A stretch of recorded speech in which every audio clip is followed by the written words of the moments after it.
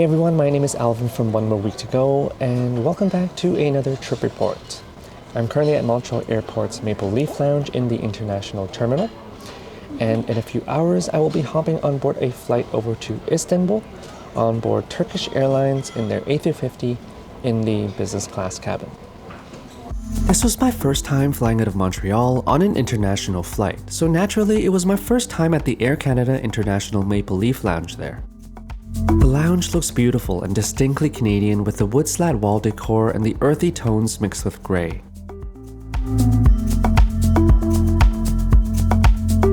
Upon entering the lounge, you'll find the bar, where you can enjoy a drink beneath a beautiful art display of copper plates. The lounge is a decent size, and as you walk further in, you'll find a nice variety of seating options, including sofas, armchairs, dining tables, as well as more private options like these armchair booths, or these individual loungers with a view into the apron. Even if you aren't able to acquire an empty lounge seat facing the window, not to worry, as throughout the lounge you'll be able to get a nice view of the airport activity outside.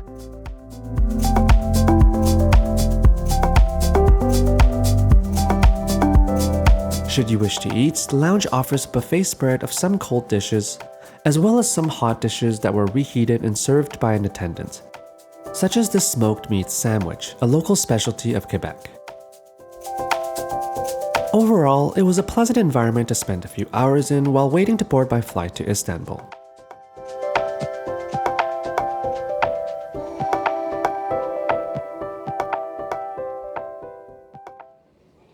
Before long, we headed to our gate 63 where our Turkish Airlines flight would be boarding. Sadly, the gate setup meant no view of the plane, so enjoy this Turkish Airlines boarding sign instead. The priority line was already quite long by the time we got in the queue.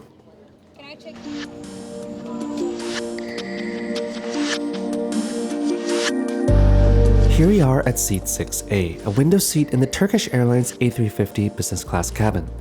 The seats are finished beautifully with various textures of grey fabric with rose gold accents and contrast stitching. The cabin features a staggered 1-to-1 seating configuration with alternating window and aisle seats every other row.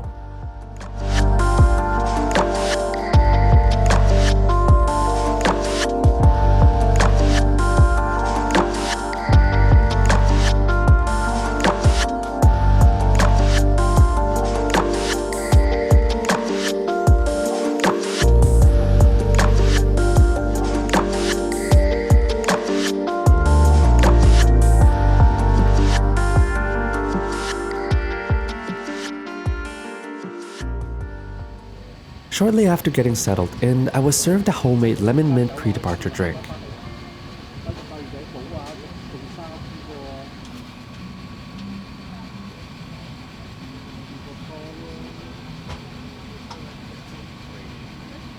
Let's get familiarized with the seats. Starting in the front, you have a decent-sized touchscreen TV which you can tilt down slightly. Beneath that, you'll find the tray table which slides out by pressing on this latch underneath. You can fold it out for a pretty large surface area. There's a bit of play when pressing down on the table, but not too bad. The legroom is actually very deep and can accommodate tall passengers, but in terms of width, it was a bit more narrow than I would have liked. Underneath there is more storage for bags or shoes.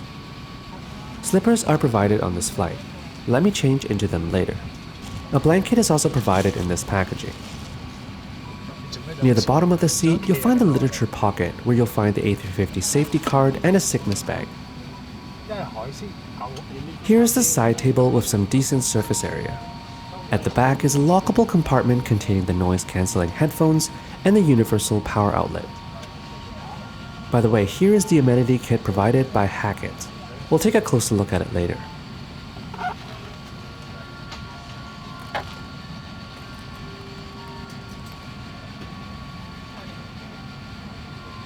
On the privacy barrier is a hook to hang the noise-cancelling headphones during flight. You'll also find a coat hook by the outer shell of the seat. Beside the compartment, you'll find a mirror.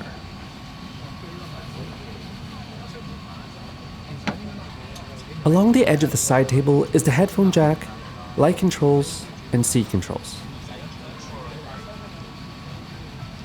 Below that is the IFE controller, which you can use to control the TV.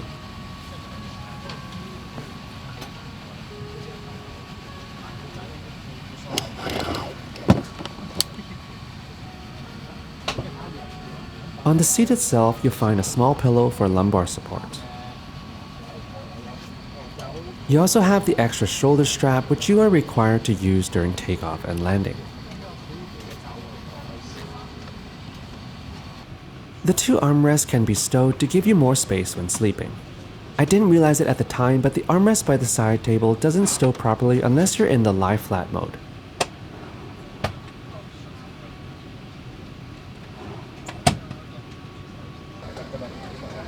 On the side of the seat, you'll find a few different lights with varying brightness levels that you can turn on individually. I'm not quite sure what the purpose of this privacy barrier is besides blocking the view of the window. If you're someone who loves looking out the window like me, I didn't appreciate this barrier very much. Nevertheless, at least I had two windows to admire the view from, even though one was partially obstructed.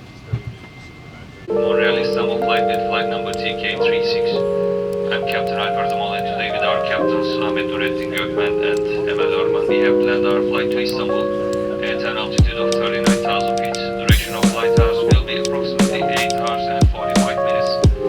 We are about to finish our preparations. We will continue our operations and then just start a pushback. Acil tahliye durumunda çıkış işaretlerini ve bordrodaki yol gösteren ışıkları takip ederek uçağı terk ediniz. Uçağı terk ederken hızlı tahliyeyi sağlamak için el bagajınız. Ladies and gentlemen, welcome on board this Turkish Airlines flight. We would like to draw your attention to the safety information you need to follow during this flight. Device is lost or falls into the seat structure. Do not move your seat. Just call a member of our cabin crew. It is illegal to smoke on this flight, including electronic cigarettes. And more on the right side. The exit signs will help you locate them. Take a moment now to locate your nearest sign, which may be behind you. In the event of an emergency evacuation, leave the aircraft following the exit signs and the illuminated path along the aisle. To ensure a quick evacuation, please leave behind all hand luggage, high heels, and sharp objects.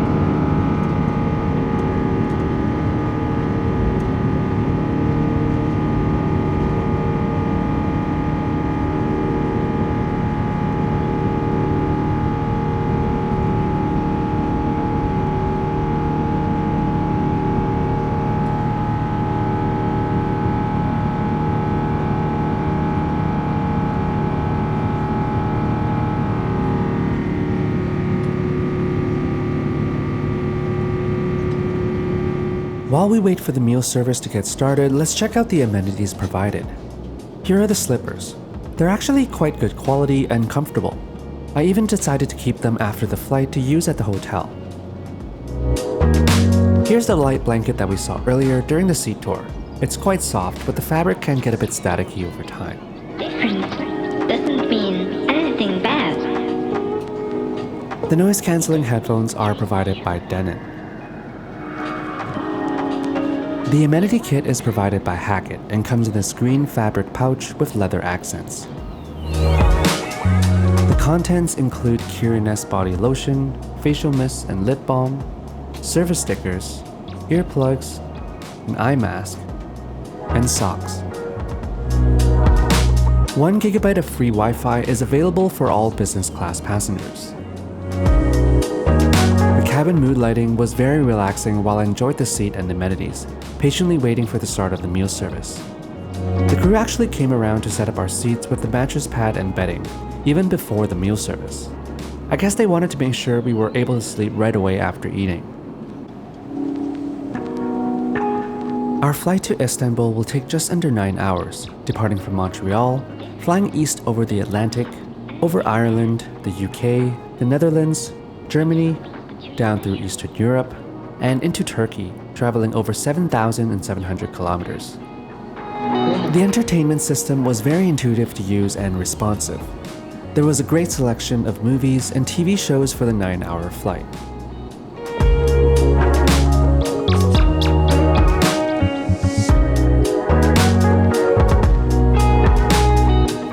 The flight map uses Voyager 3D, was interactive, and provided a bunch of different views. Turkish Airlines business class cabin crew includes an onboard chef, so I had very high expectations for the meal service. Let's take a look at what they're offering for today's flight. Different doesn't mean anything bad. It just means that you're special. You're one of a kind.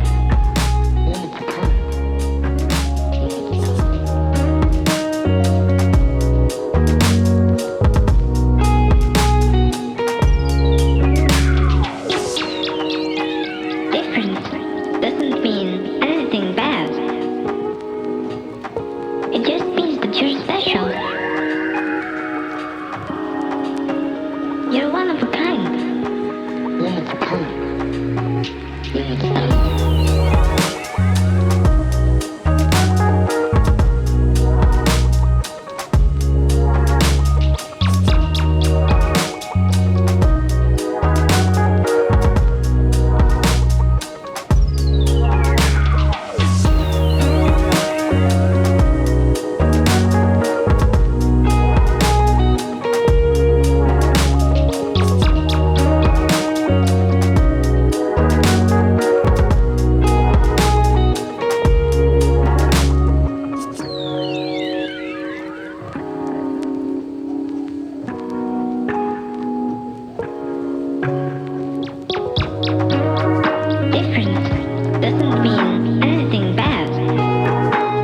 Soon enough, the crew came over to prepare my tray table for meal service.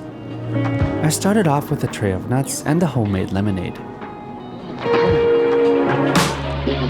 Because I couldn't decide, I asked for 2 appetizers, the creamy mushroom soup as well as the Turkish meze, both of which were really good. However, I was hoping for a bit more selection with the Turkish meze.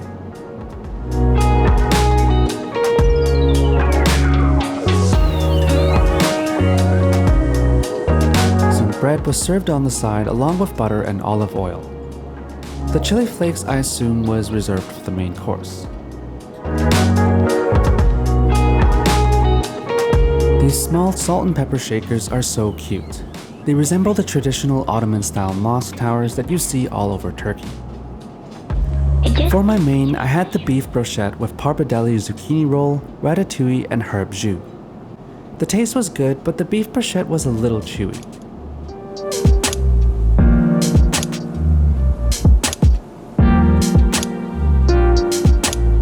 Finally, for dessert, I had the potpourri of traditional Turkish desserts alongside a Turkish coffee.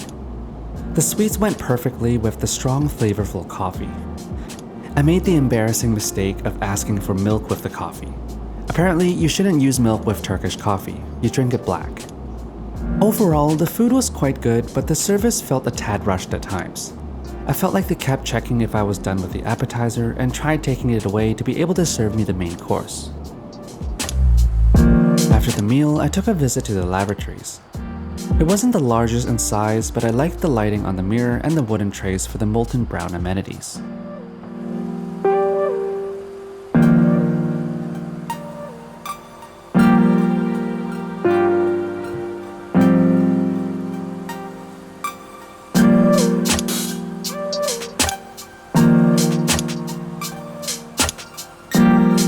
Back here, you only get a half body length mirror.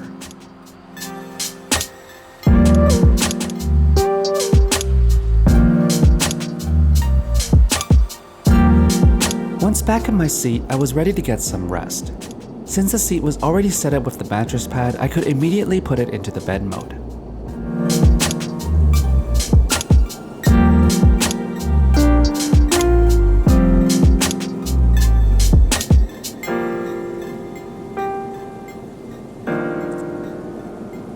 Once you put the armrest down, the bed was quite spacious and comfortable.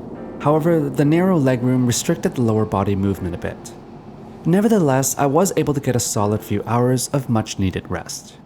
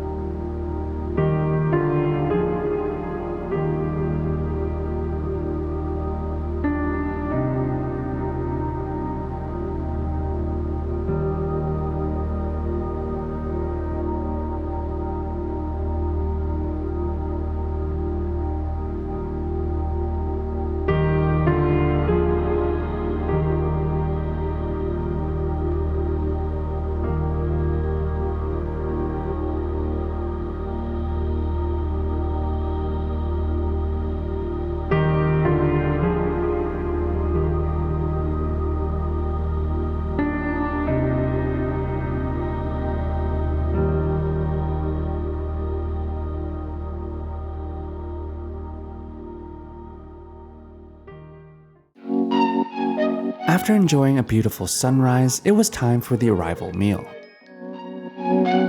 Provided was a bowl of yogurt, honey and butter, a selection of cheese, chicken breast and smoked turkey, fresh fruit salad, and a croissant. For drinks, I had a Turkish coffee and an orange juice. For the main, I opted for the zucchini and red pepper omelette with sauteed mushrooms and grilled tomato, which was really lovely.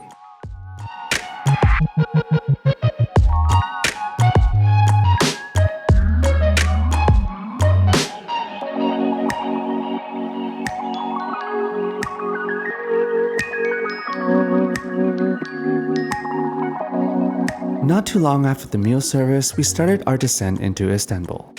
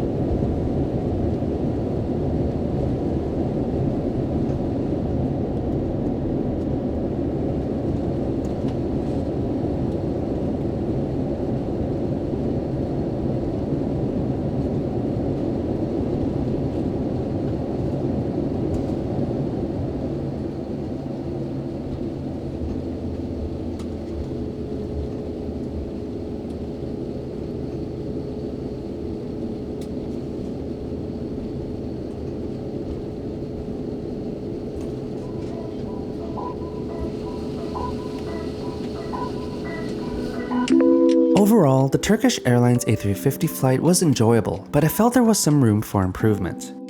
In terms of the seat, it was mostly pretty stylish, spacious, and comfortable with lots of privacy. However, the area for the legroom could have been a bit wider, especially for sleeping. The food was not bad, except the beef was a bit dry and the meze felt a little lacking in selection. The meal service also felt a tad rushed at times. The IFE system was easy to use, snappy, and had an abundant selection of movies to keep me entertained. All in all, a very solid product offering, and I would definitely be willing to fly Turkish Airlines again. And that's a wrap on another trip report. To returning subscribers, thank you for your support. You guys are awesome. If you're new here, I hope you enjoyed the video and will consider subscribing to the channel. If you like planes and cool airplane photography, check out my Instagram at Onemoreweektogo or my website, Onemoreweektogo.com. And with that, thanks for watching, happy travels, and I'll see you in the next one.